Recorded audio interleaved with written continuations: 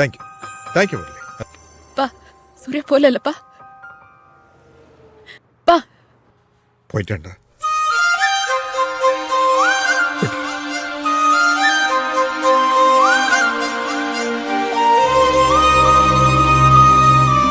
உனக்கு எவ்வளவு தூரம் தோணுதோ அப்படி கார்ல போயிட்டே இருப்போம். நம்ம 2 பேருக்கு திரும்ப எப்ப வீட்டுக்கு போலான்னு தோணுதோ அப்ப வீட்டுக்கு போவோம்.